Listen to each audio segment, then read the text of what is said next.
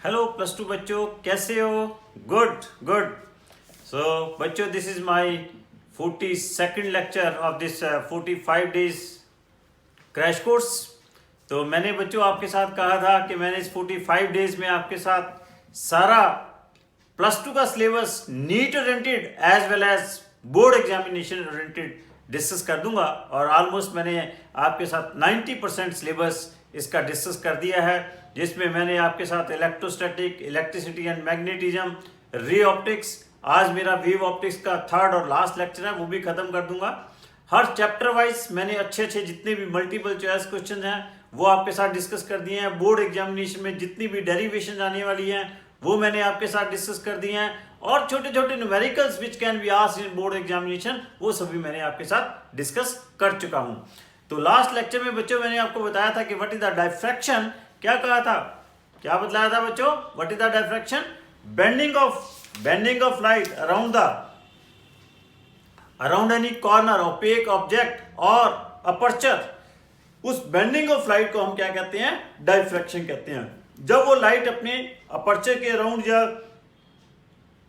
Opaque object के around bend करती है तो आपके पास नई वेव्स बनती हैं, और नई वेव्स बन के आपके पास क्या होती हैं? वो इंटरफेयर करती हैं। तो आपके पास कोई स्क्रीन है तो स्क्रीन के ऊपर आपके पास क्या होता है? Bright and dark fringes are form. तो diffraction is also just like interference. तो क्या बताया था कि डायफ्रैक्शन इंटरफेरेंस में क्या होता है? अगर सिंपल बोर्ड एग्जामिनेशन में आपके पास 2 मार्क का क्वेश्चन पूछा जा सकता है, differentiate between the diffraction and interference. क्या था इंटरफेरेंस में? मैंने आपको क्या कहा था कि इंटरफेरेंस टेक प्लेस कि जब आपके पास दो उसमें से स्लिट में से वेव्स आ रही हैं, उनकी वेव्स आपके पास मीन 2 सोर्सेज की वेव्स क्या करती हैं? सुपर इम्पोज करती हैं, इंटरफेयर करती हैं, ब्राइट और डार्क फ्रिंजेस बनती हैं। लेकिन यहां पे क्या है? एक ही सोर्स की लाइट क्या है आपके पास, उसकी डिफरेंट वेव्स बनती हैं और वो आपस में सुपर इम्पोज करते हैं, जिससे ब्राइट और डार्क फ्रिंजेस बनती हैं। This is the first difference. What you will से? Interference, it is the phenomena of superposition of two waves coming from two different coherent sources. और क्या कहोगे? डायफ्रैक्शन में क्या कहोगे? It is the phenomena of superposition of two waves coming from two different parts of the same wavefront. Coming from the two different parts of the same wavefront. This is the first difference between the diffraction and interference. और you will say कि interference pattern, all bright lines are equally bright and dark fringes are equally dark. Means उनकी जो bright fringes हैं completely bright हैं, dark fringes क्या हैं? Completely dark हैं। लेकिन in diffraction pattern all bright fringes are not equally bright and equally wide.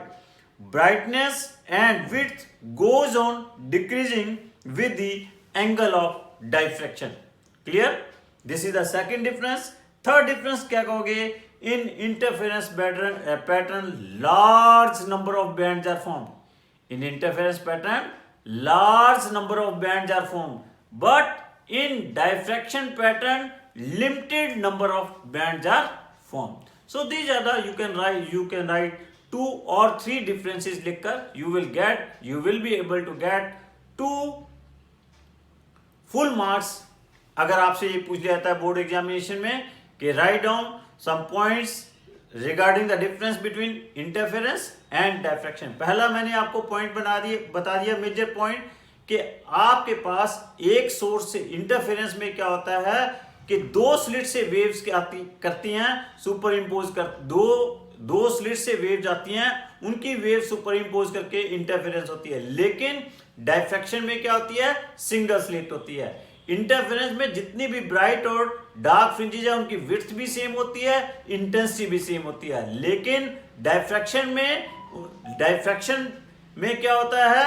आपके पास intensity and width both with the distance क्या करती रहती हैं? डिक्रीज करती रहती हैं। और ब्राइट एंड डार्क फ्रिंजेस क्या कहा था? इंटरफेरेंस में पैटर्न में आपके पास number of fringes are form, but diffraction में क्या है, limited number of bands are form, limited number of fringes are form. Clear? तो मैंने क्या कहा था कि दो तरह से डाइफ्रैक्शन होती है। डाइफ्रैक्शन एक क्या है आपके पास, डाइफ्रैक्शन होती क्या है, कब होती है? मैंने कहा था डाइफ्रैक्शन तब होती है जब आपके पास जो लाइट है it is falling on A aperture, और किसी अपर्चर या आपके पास ओपेक ऑब्स्टेकल के ऊपर, ऐसे ओपेक ऑब्स्टेकल के ऊपर फॉल करती है जिसकी वेवलेंथ क्या हो, comparable to the wavelength of light हो। अगर आपके पास अपर्चर है जिसकी विड्थ कितनी है, ए है, and wavelength of the light क्या है, लैम्डा है, a by lambda nearly equal to 1 हो, then diffraction will take place. Clear? तो आपको बताया था कि there are two types of diffraction, Fresnel diffraction and second is the Fraunhofer diffraction. तो क्या कहा था, सबसे पहले जो डाइफ्रैक्शन है it is discovered by Fresnel ने ही इसको थ्योरेटिकली सबसे पहले आपके पास फ्रेस्नेल ने ही आपके पास डाइफ्रैक्शन को एक्सप्लेन किया था। और इस डाइफ्रैक्शन पैटर्न में क्या कहा था मैंने कि सोर्स एंड स्क्रीन दोनों क्या होते हैं, फाइनाइट डिस्टेंस के ऊपर होते हैं। लेकिन आपके पास what happens in case of Fraunhofer diffraction? In case of Fraunhofer diffraction, source and slit are at infinite distance. Clear? और क्या कहा था कि पैटर्न और diffraction can be explain in case of light as well as in sound. Sound में case में क्या है, अपर्चर बहुत ज्यादा भी हो सकता है क्योंकि साउंड की वेवलेंथ क्या है आपके पास बहुत ज्यादा होती है। क्लियर? तो after that I have discuss Fraunhofer diffraction through a single slit की फ्रॉनहोफर डाइफ्रैक्शन मैंने एक्सप्लेन की थी। क्या कहा था, इन that case this is a source of light. इस सोर्स ऑफ लाइट को फाइनाइट डिस्टेंस के ऊपर लाने के लिए मैंने क्या कर दिया, एक कन्वेक्स लेंस ले लिया। कन्वेक्स लेंस लेने से क्या हुआ, ये सोर्स ऑफ डिस्टेंस ये सोर्स ऑफ लाइट क्या होगा, फाइनाइट डिस्टेंस के ऊपर आ गया। ये मैंने एक अपर्चर लिया, इस अपर्चर की विड्थ कितनी ले ली, ए ले ली। यहां पे वेव्स क्या की आपके पास, बेंड कर गई। कितने एंगल के साथ बेंड कर गई, एंगल थीटा के साथ ये वेव्स क्या कर गई, बेंड कर गई। और बेंड करने के बाद क्या हुई आपके पास, व्हाट हैपेंस कि आपके पास they are interfering at this point a. ये हमने कोई पॉइंट पी ले लिया, पी पॉइंट के ऊपर ये क्या कर रही है, इंटरफेयर कर रही है। और कुछ वेव्स बिल्कुल सेंटर के ऊपर आपके पास इंटरफेयर कर रही हैं। तो सेंटर के ऊपर जो इंटरफेयर करेंगी, मैंने कहा था वहां पे आपके पास क्या होगी, ब्राइट फ्रिंज बनेगी। इन that case bright fringe will be form because centre fringe के लिए पाथ डिफरेंस क्या है आपके पास, क्या है, 0 है। फिर ब्राइट फ्रिंज के बाद आपके पास ये क्या बन रही है, डार्क फ्रिंज बन रही है। फिर आपके पास ये क्या है, डार्क फ्रिंज बन रही है। And this process continues, bright dark fringes are form. But ये जो ब्राइट और डार्क फ्रिंजेस मैंने क्या कहा था, इन केस ऑफ डाइफ्रैक्शन ये इनकी इंटेंसिटी क्या है, कंटिन्यूस, विड्थ भी कम हो रही है और इनकी इंटेंसिटी भी क्या है, कंटिन्यूसली कम हो रही है। क्लियर? तो फिर मैंने क्या कहा था कि ये दो वेव्स जो आपके पास इंटरफेयर कर रही है, इनका किसी भी nth फ्रिंज का जो आपके पास nth फ्रिंज के लिए मैंने क्या कहा था कि आपके पास जो पाथ डिफरेंस है that is equal to a sin theta n, where a is the aperture of this, यहां से ये वेव्स पास करने के बाद इंटरफेयर हो रही है। Theta n is the angle by which ये वेव क्या कर रही है आपके पास, डाइफ्रैक्ट कर रही है। फॉर मिनिमा, अब यहां पे एक और डिफरेंस है कि आपके पास इंटरफेरेंस की जो मैक्सिमा और मिनिमा की कंडीशन थी यहां पे रिवर्स हो जाएंगी। जो मैक्सिमा की कंडीशन होगी यहां पे मिनिमा वाली बन जाएंगी, और जो मैक्सिमा वाली कंडीशन है वो क्या बन जाएगी, मिनिमा बन जाएगी। तो क्या कहा था, for minima a sin theta n should be equal to n lambda, and for maxima this path difference should be a sin theta n should be equal to 2n plus 1 lambda by 2. Clear? or we can say here for minima angular width will be equal to क्या होगी n lambda by a. This is for minima and for maxima ये theta n prime क्या आ जाएगा 2n plus 1 lambda by 2 आ जाएगा. Clear. और आपके पास ये कोई भी आपके पास जो nth फ्रिंज बन रही है, इस nth फ्रिंज का जो डिस्टेंस होगा इसके लिए theta n that will be equal to, ये आपके पास क्या है, this is the capital D, this is the distance between the screen and slit. ये थीटा n क्या हो जाएगा, this is yn upon capital D. Clear. For minima के लिए ये yn अपॉन कैपिटल D क्या आ जाएगा n लैम्डा बाय a, और yn क्या आ जाएगा n lambda capital D divide by e आ जाएगा. एंड फॉर मैक्सिमा के लिए ये yn प्राइम क्या आ जाएगा 2n plus 1 lambda bye 2 capital D divide by e. Clear. यहां पे कैपिटल D फिर मैं बता रहा हूं कि this is the distance between the slit and screen है. a क्या है, that is the width of the aperture है. क्लियर. अब जो लीनियर विड्थ की जो आपके पास ये जो डार्क फ्रिंज बन रही है, डार्क फ्रिंज की जो लीनियर विड्थ होगी, linear width of the, this is very very important, linear width of dark fringe क्या आएगी, that is equal to 2y, that will be equal to क्या आ जाएगा, that comes 2 lambda capital D divide by e आ जाएगी. This is the width of the linear width of the dark fringe. Clear. और angular width क्या आ जाएगी इसकी, angular width will be angular width of first dark fringe क्या आ जाएगी, that is 2 lambda by a आ जाएगी, that is equal to 2 lambda by a. उसके बाद एंगुलर विड्थ क्या बन जाएगी, lambda by a and so on. तो यहीं पे हम कहते हैं, यहां से आपके पास बोर्ड एग्जामिनेशन में क्वेश्चन पूछा जा सकता है, what is the ratio of the angular width of first ratio of the angular width of first dark fringe and second dark fringe. तो उसकी रेशियो क्या आएगी, 2:1 आएगी. This is very very important question. Clear. एक यहां पे आपके पास पूछ लिया जाता है इसमें डायफ्रैक्शन में कि what is the Fresnel distance. Board examination में सिंपल डेफिनेशन के साथ पूछ लिया जा सकता है कि आपके पास कि फ्रेस्नेल डिस्टेंस क्या है, एंड ड्राइव द एक्सप्रेशन और write down the expression for a. Fresnel distance क्या होता है, it is the width of a. जब आपके पास कोई बीम आ रही है, वो बीम आपके पास डाइफ्रैक्ट कर जाती है, किसी एंगल थीटा के साथ क्या करगी, वो डिफ्रैक्ट करगी. तो आपके पास वो जो एंगल है वो थीटा, अभी जो लिखा है थीटा जो होता है जब वो डिफ्रैक्ट करती है, that theta is equal to, उसकी जो एंगुलर विड्थ होती है वो किसके बराबर होती है, that theta is equal to lambda by a की बराबर होती है. This is the angular width of this theta is equal to lambda by a. This is the angular width of a beam of light of wavelength lambda on account of diffraction at a single slit of width e.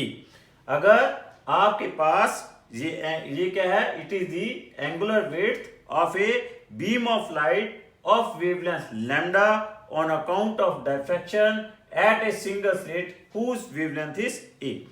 If this beam, अगर ये beam क्या है, linear distance कितना travel करती है, allowed to travel a linear distance z, तो z distance के लिए इसकी क्या होगी, आपके पास लीनियर विड्थ क्या होगी.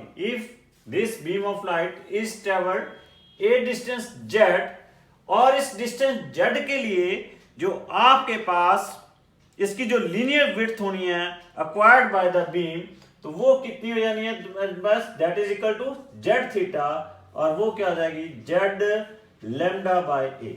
Z lambda by a, this is the linear width of a beam when it is having a angular width is theta and it is when it is allowed to travel the distance z।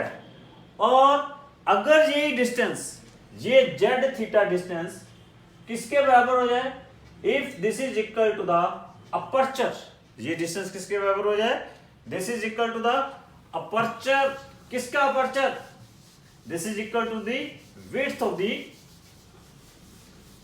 किसकी width के बराबर हो जाए, width of the slit के बराबर हो जाए, उस केस में इस डिस्टेंस को हम क्या कहेंगे, this is called Fresnel distance. तो when a is equal to z theta is equal to a, in that case z is equal to क्या हो जाएगा zf, where zf is the Fresnel distance. तो a is equal to क्या आ जाएगा zf lambda by a। तो आपके पास Fresnel distance क्या आ जाएगा, zf इज इक्वल टू क्या आ जाएगा a स्क्वायर बाय लैम्डा आ जाएगा। So this is the Fresnel distance, clear. So Fresnel distance क्या है, it is the minimum distance travelled, और it is the distance travelled when its angular width, when its width is equal to, और distance travelled is equal to क्या हो जाए, width of the aperture हो जाए, that distance is called Fresnel distance, and this Fresnel distance is equal to क्या है, that is equal to a square by lambda के बराबर है। तो सिंपल आपके पास 2 मार्क का क्वेश्चन बोर्ड एग्जामिनेशन में पूछा जा सकता है कि what is the Fresnel distance, clear. So next बच्चों लास्ट टॉपिक है आपके पास, इसके ऊपर एक दो बहुत अच्छे अच्छे न्यूमेरिकल आ जाते हैं। पहला न्यूमेरिकल आपके पास देखिए, फर्स्ट न्यूमेरिकल ही देखिए, कहता है light of wavelength 6000 angstrom is incident normally on a slit of width 24 into 10 raised power minus 5 centimeter. Find out the angular position of the second maxima from the central maxima. हमने angular position बतानी है किसकी, second minima की from the central maxima. Second minima की आपके पास क्या बतानी है, angular, we have to angular position बतानी है, कहां से बतानी है, सेंट्रल मैक्सिमा से बतानी है। तो आपके पास सेंट्रल मैक्सिमा की एंगुलर पोजीशन मिनिमा की, किसी भी nth मिनिमा की जो एंगुलर पोजीशन है उसके लिए क्या फॉर्मूला बताया बच्चों, टेल मी बच्चों कि what is the formula of any nth angular position of any nth minima क्या है, sine theta n is equal to n lambda by a। अब हमने सेकंड की बतानी है तो मैं जान क्या ले लें 2, तो क्या आ जाएगा 2 lambda by a, clear. What is here given, lambda, wavelength of the wave is given, that is 24 into 10 raised power minus 5 centimeter, this is given lambda. और width of the aperture कितनी दी हुई है, sorry this is the width of the aperture, and wavelength of the wave is given, that is lambda is equal to 6000 angstrom, clear. इस centimetre को भी metre में convert कर लेंगे, एंगस्ट्रॉम को क्या कर लेंगे, मीटर में कन्वर्ट कर लेंगे, इन सभी की वैल्यूज क्या कर देंगे, यहां पे सब्स्टिट्यूट कर देंगे। तो साइन थीटा क्या आ जाएगा आपके पास 1/2 आ जाएगा, साइन थीटा क्या आ जाएगा 1/2, साइन थीटा 1/2 आ जाएगा, तो थीटा क्या आ जाएगा, this is equal to 30 degree. This is the angular position of central, angular position of second minima from the central maxima आ जाएगी, क्लियर। और देखिए क्वेश्चन देखिए, कहता है find the angular width of central bright maxima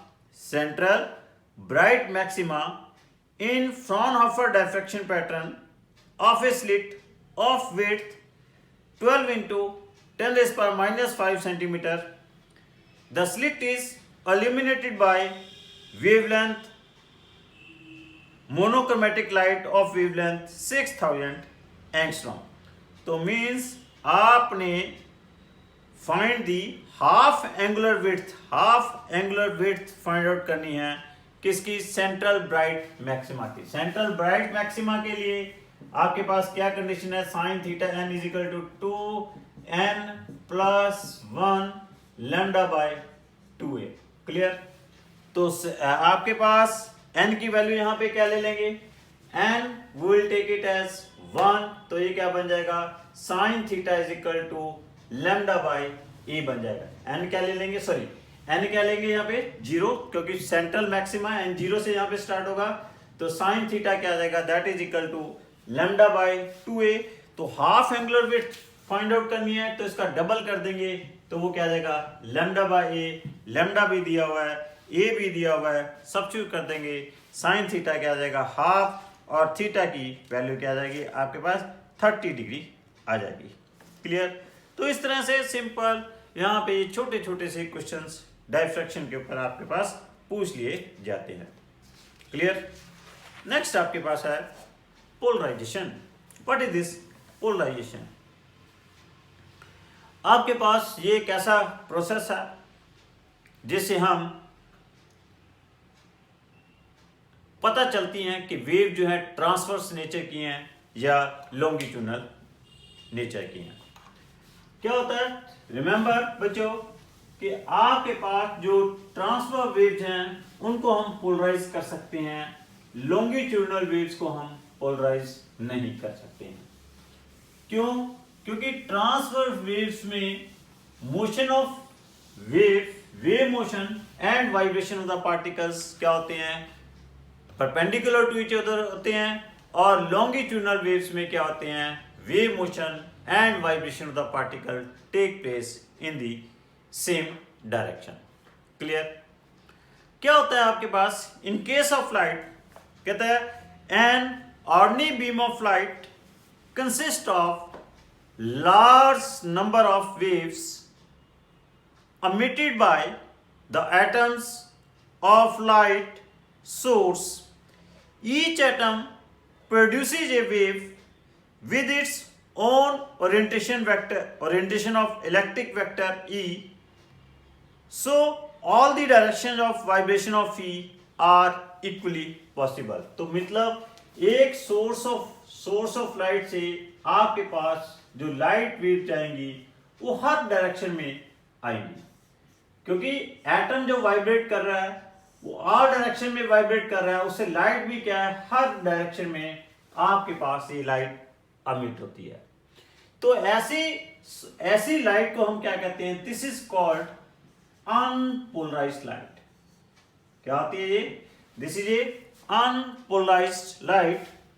ये unpolarised light है आपके पास, और इस अनपोलराइज्ड लाइट को हम किससे ऐसे भी वाइब्रेट करते हैं, ऐसे डॉट साइन और this arrow sign. Arrow sign means here, arrow sign का मतलब कि in the plane of the board, dot sign का मतलब perpendicular to the plane of the board.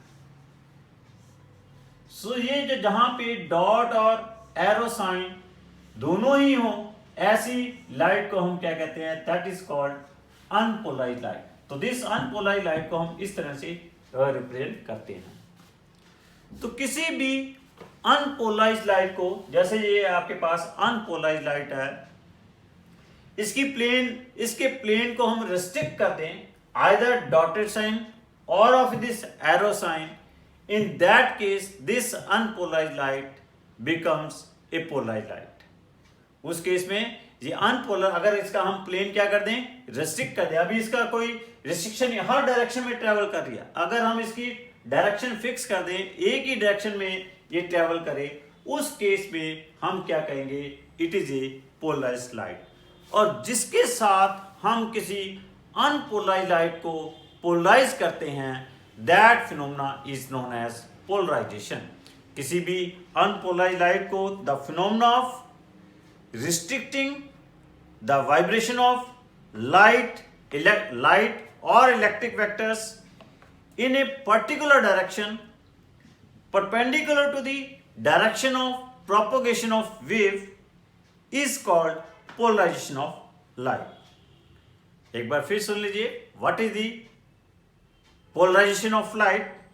The phenomena of restricting the vibration of light or electric vector in a particular direction perpendicular to the direction of its propagation of wave is called polarization of light.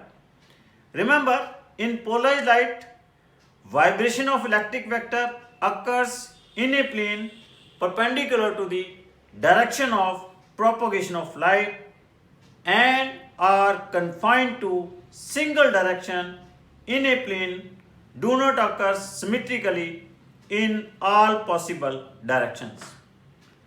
After the polarization become asymmetrical about the direction of polarization of light. Means हम एक अगर किसी भी unpolarized light को उसकी जो vibration है एक पर्टिकुलर प्लेन में रिस्ट्रिक्ट कर दें and that is perpendicular to the propagation of light, propagation of wave motion. In that case, that unpolarized light becomes polarized and that phenomena is known as polarization. There are different methods for the polarization. एक हमारे पास टर्मेलाइन crystal है. वो टर्मेलाइन crystal क्या है? जब हम किसी light को उस टर्मेलाइन क्रिस्टल में से पास करवाते हैं तो वो आपके पास अनपोलराइज्ड लाइट क्या हो जाती है? It becomes a polarized. कहता है what is this tourmaline crystal? कहता है when light is pass through a tourmaline crystal which cut perpendicular to the optic axis, then vibration of light carrying out of the tourmaline crystal are confined only to one direction in a plane perpendicular to the direction of propagation of light. The emergent light from the crystal is said to be a plane polarized light. Means ये आपके पास क्या है? एक ये tourmaline crystal है. This is a tourmaline crystal. और ये आपके पास क्या है? कोई अनपोलराइज्ड लाइट है. This is any unpolarized light.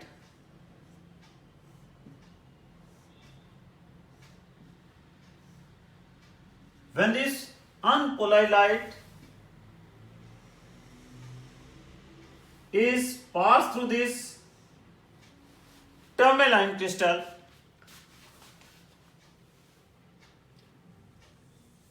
तो क्या होगा? What will happen? कि आपके पास ये अनपोलराइज्ड लाइट क्या हो जाएगी? This becomes polarized light.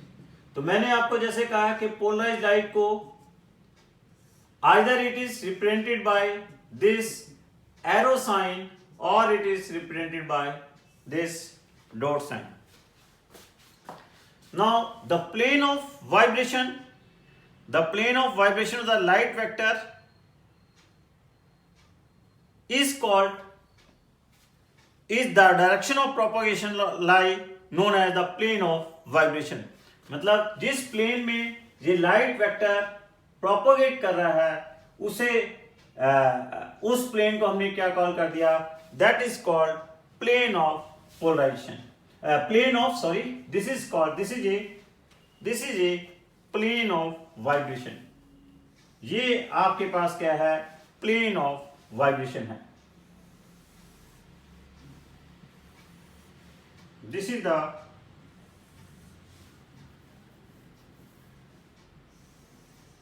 Plane of vibration. इसे हम क्या कहते हैं? This is called plane of, जिसमें इलेक्ट्रिक वेक्टर क्या कर रहा है? वाइब्रेट कर रहा है.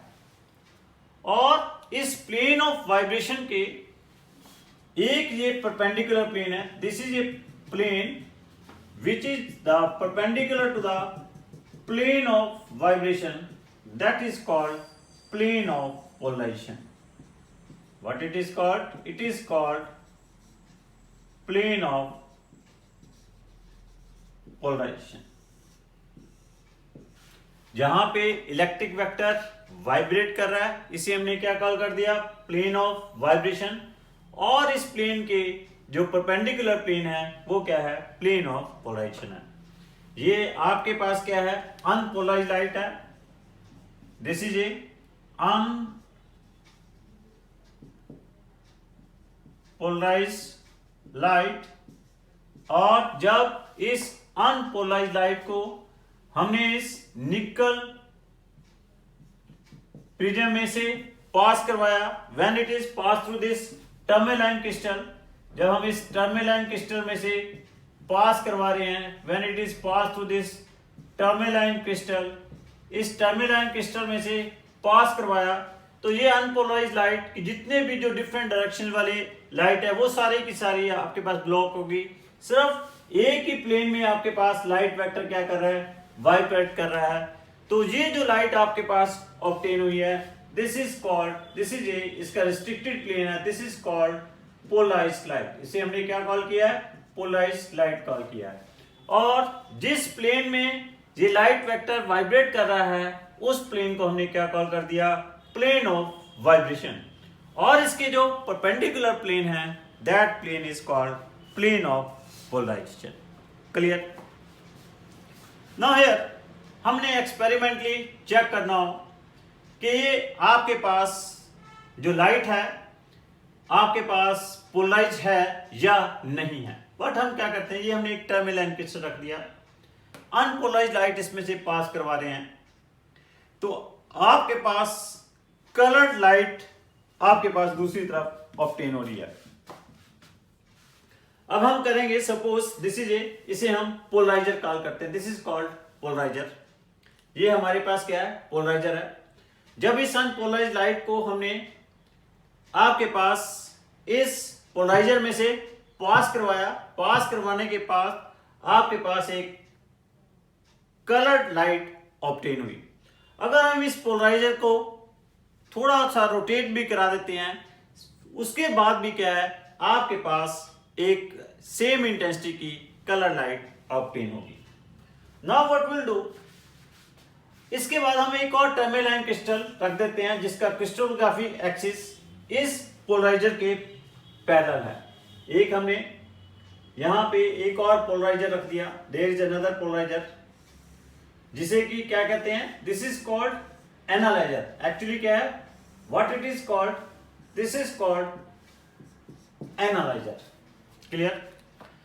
अब जब ये आपके पास इस एनालाइजर और पोलराइजर का क्रिस्टलोग्राफी एक्सिस पैरेलल है, आपके पास क्या हो रहा है? इंटेंसिटी ऑफ लाइट, जहां से जो कलर, जो आपके पास लाइट ऑब्टेन हो रही है, बाहर जो लाइट ऑब्टेन हो रही है उसकी इंटेंसिटी क्या है? सेम है। जैसे ही आप सपोज कर लो कि आपके पास इस एनालाइजर को आप रोटेट करा देते हो किसी एंगल के साथ, when it is rotated by some angle, किसी एंगल के साथ इस एनालाइजर को आपने क्या करवा दिया? रोटेट करवा दिया। सपोज कितने एंगल के साथ रोटेट करा दिया? इसका और इसका ये जो एंगल है, इसके एक्सिस का एंगल कितना है? थीटा है। अब आपके पास यहां पे जो लाइट ऑब्टेन होगी वो उसकी इंटेंसिटी क्या हो जाएगी? कम हो जाएगी। अगर आप इस एनालाइजर को इस पोलराइजर के परपेंडिकुलर रख देते हो तो आपके पास बाहर जो है लाइट जो है ऑब्टेन ही नहीं होगी। तो ये रिजल्ट क्या इंप्लाई करता है?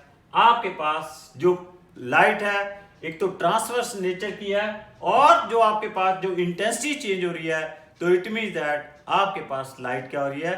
पोलराइजर हो रही है।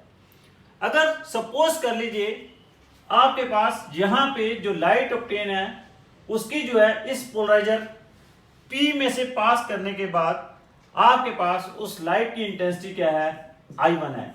I1 is the intensity of the light when it is obtained from this polarizer, और जो एनालाइजर है it is kept at this angle theta, theta angle के ऊपर रखा हुआ है।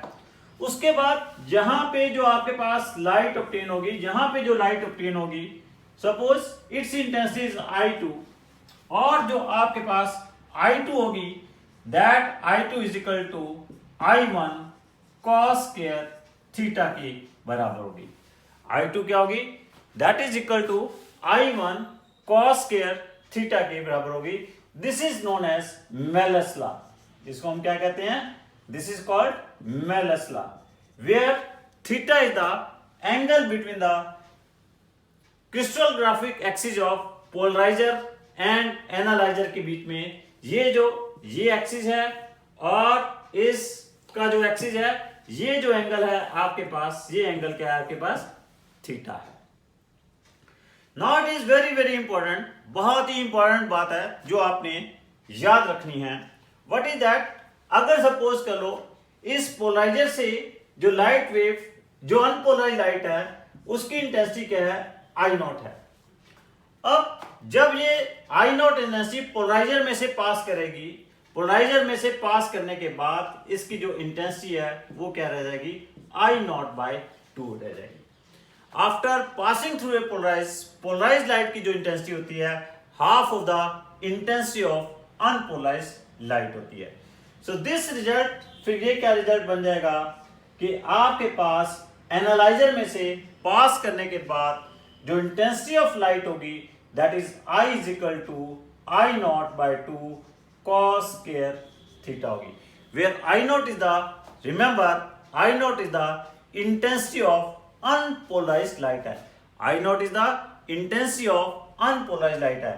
I0 बाय इंटेंसिटी, I0/2 जो इंटेंसिटी है, that is the intensity of light after polarization है, और I is the intensity of the light when it is observe from the analyser. Analyser के साथ देख रहे हैं उस समय इसकी इंटेंसिटी क्या है? I है। और थीटा जो है that is the angle between the polarizer और एनालाइजर के एक्सिस के, उनका जो क्रिस्टलोग्राफिक एक्सिस है उसके बीच में एंगल थीटा है। Clear? So this law is known as Malus law. Clear? तो दिस इज, अब यहां पे सपोज कर लो कि अगर सपोज कर लो ये एनालाइजर 90 डिग्री के ऊपर रख देंगे, 90 डिग्री के ऊपर रख देंगे तो थीटा क्या हो जाएगा? 90 डिग्री cos स्क्वायर 90 क्या हो जाएगा? 0 हो जाएगा। तो जैसे मैंने बताया कि अगर ये एनालाइजर पोलराइजर के क्या है? परपेंडिकुलर डायरेक्शन में है, तो उस समय you will get no light from that analyzer. उस समय थीटा 90 डिग्री ये 0 हो जाएगा, means intensity of the light क्या बन जाएगी? 0 हो जाएगी। मैक्सिमम इंटेंसिटी कब ऑब्टेन हो सकती है? जब आप इस एनालाइजर को पोलराइजर के क्या है? पैरेलल रखोगे, मींस जब थीटा क्या हो जाएगा? 0 हो जाएगा। In that case whole light will be obtain. उस समय आई थीटा क्या होगा? थीटा क्या होगा? 0। I0 क्या हो जाएगा? I0/2। I0 क्या है? That is the intensity of original, mean that is the intensity of unpolarized light है। और जब अनपोलराइज्ड लाइट को आपके पास पोलराइजर में से पास करवाते हो तो उसकी इंटेंसिटी क्या हो जाती है? हाफ हो जाती है। Clear? And there are different methods for the polarization. Polarization के हमारे पास डिफरेंट मेथड है। Polarization can be done by reflection also, polarization can be done by refraction also, polarization can be done by scattering also। Polarization हम किसके साथ कर सकते हैं? रिफ्लेक्शन के साथ भी हम पोलराइजेशन कर सकते हैं, रिफ्रैक्शन के साथ भी पोलराइजेशन कर सकते हैं, डबल रिफ्रैक्शन भी होती है, उससे भी पोलराइजेशन हो सकती है, और स्कैटरिंग के साथ भी आपके साथ पोलराइजेशन की जा सकती है। तो how polarization can be done by reflection. Reflection के साथ पोलराइजेशन कैसे होगी? जस्ट देखिए कि सपोज कर लो कि ये आपके पास कोई ये रिफ्लेक्टेड सरफेस है, this is any reflected surface, यहां पे इसके ऊपर कोई अनपोलराइज्ड लाइट फॉल कर रही है, this is any unpolarized light.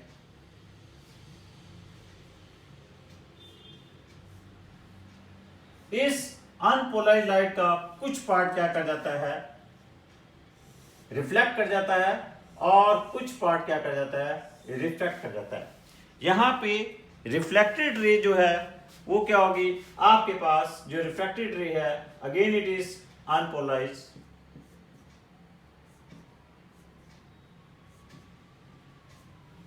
लेकिन जो आपके पास रिफ्लेक्टेड रे है ये क्या होगी आपके पास, पोलराइज होगी। ये क्या होगी आपके पास, this is a polarize light, this is the reflected, this is the reflected. जो रिफ्लेक्टेड है वो क्या है आपके पास, पार्शियली पोलराइज्ड है। जो रिफ्लेक्टेड है वो पार्शियली पोलराइज्ड है।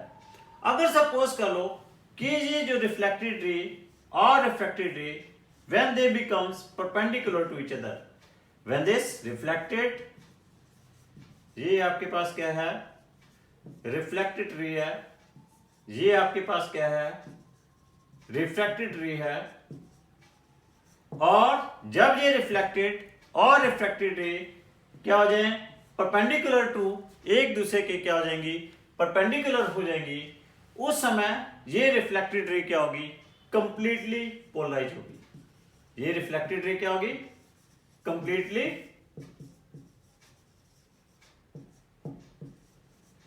पोलराइज होगी। और जिस एंगल के साथ ये इंसिडेंट रे इस सरफेस के ऊपर फॉल करेंगी, that angle of incidence is called, उसे हमने क्या कॉल किया है, that is known as polarizing angle. उसे हम क्या कहते हैं, पोलराइजिंग एंगल कहते हैं। क्लियर। और जब आपके पास रिफ्लेक्टेड रे क्या होगी, कंप्लीटली पोलराइज होगी, और tangent of that polarizing angle is equal to क्या होगा, refractive index of the medium होगा। Tangent of that polarizing angle is equal to क्या होगा, refractive index of the medium होगा। So this is known as, इसको हम क्या कहते हैं, this is known as Brewster's law. This is known as Brewster's law कि when reflected and refracted ray are perpendicular to each other, in that case reflected ray is completely polarized.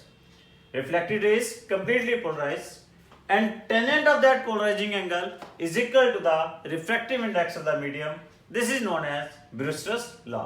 तो how it comes कि tan p is equal to mu, क्योंकि क्या होता है कि आपके पास mu is equal to क्या होता है, sin I by sin R होता है। According to Snell's law mu क्या है, sine I by sine r. जब आई आपके पास क्या है, पी है, आई ये पी है, तो ये भी क्या होगा आपके पास फिर पी ही होगा। ये क्या है 90, तो यहाँ पे ये जो आर बन जाएगा ये क्या आ जाएगा, 90 माइनस पी आ जाएगा। आई क्या है, when I is the polarising angle, what is that angle, when at this angle reflected and refracted ray are perpendicular to each other. जब ये पी है तो angle of incidence angle of reflection होता ही है, तो ये भी P होगा। तो जब ये P है तो ये एंगल 90 डिग्री होगा, तो एंगल ऑफ रिफ्लेक्शन क्या होगा उस समय, 90 माइनस P होगा। तो उस समय R की वैल्यू क्या होगी, 90 माइनस P होगी।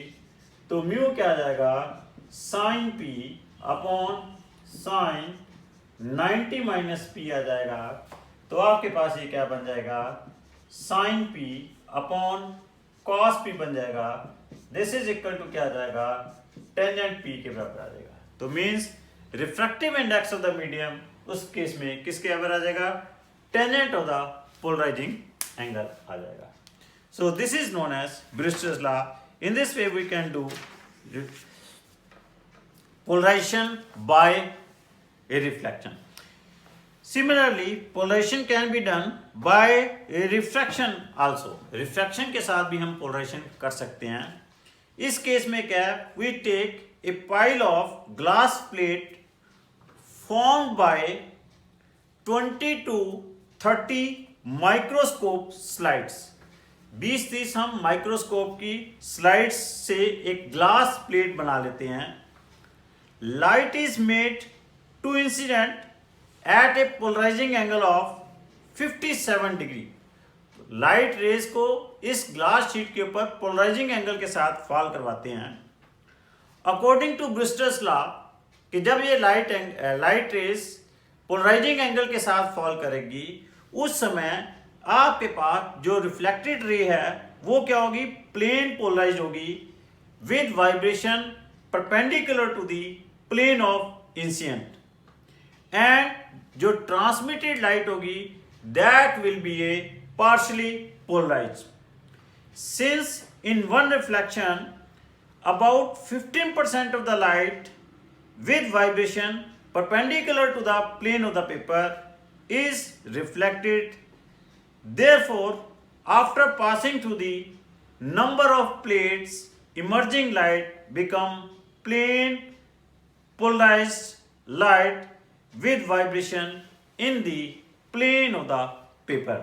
plane of the paper जब वो एक आपके पास शीट में से पास करने के बाद 15% रह जाएगी, तो जब नंबर ऑफ शीट में से पास करेगी तो आपके पास जो ट्रांसमिटेड लाइट होगी that will be a polarized light and that will be in the plane of the board और in the plane of the paper ही होगी। So this is called, this is in this way we can do polarization by refraction. Clear? How the polarization can be done by scattering? कहता है जब light waves को, unpolarised light को किसके ऊपर fall करवाएंगे, small particles of dust, air और molecules के ऊपर फॉल करवाते हैं जिनका साइज क्या है, that is comparable to the wavelength of the light है। उस केस में क्या है, it is absorbed by the electrons and it is re-radiated in all direction, that is known as, जिसको कि हम क्या कॉल करते हैं, स्कैटरिंग कॉल करते हैं। लेकिन the light which is scattered in a direction at right angles to the incident light, वो क्या होती है हमेशा, it is always plane polarized light होती है। वो कौन सी लाइट होती है, that is equal to plane polarized light होती है। In this way polarization can be done by scattering also। Clear? तो सिंपल सा आपके पास ब्रूस्टर्स लॉ के ऊपर क्वेश्चन पूछ जाता है, कहते हैं for a given medium polarising angle is 60 degree, then what is the refractive index of that medium. अगर आपके पास पोलराइजिंग एंगल कितना दिया हुआ है, polarising angle is given 60 degree, तो अब according to Brewster's law refractive index of the medium is equal to क्या होता है, tangent of the polarising angle है। तो P आपके पास क्या है, 60 डिग्री है, तो refractive index of the medium क्या हो जाएगा, म्यू इज इक्वल टू क्या हो जाएगा, tan 60 हो जाएगा। tan 60 डिग्री की वैल्यू क्या होती है, √3 है, तो refractive index of the medium क्या होगा, √3 होगा। क्लियर? सो बच्चों, this is about the wave optics. तो आपके पास, और you can see this is about optics. मैंने रे ऑप्टिक्स, वेव ऑप्टिक्स भी डिस्कस कर दिया है, सब कुछ इसका मैंने आपके साथ डिस्कस कर दिया है। जो नेक्स्ट लेक्चर में अब हमारे पास सेकंड लास्ट यूनिट जो है +2 का, वो शुरू करेंगे, that is the modern physics. इस मॉडर्न फिजिक्स में हमारे पास 3 पार्ट्स होंगे, एटम, न्यूक्लियाई, 2 ही पार्ट्स होंगे, एटम्स एंड न्यूक्लियाई, जिसको हम डिस्कस करेंगे। और लास्ट जो यूनिट है दैट इज ऑफ सेमीकंडक्टर, उसके बाद हम वो डिस्कस करेंगे। So thank you very much बच्चों।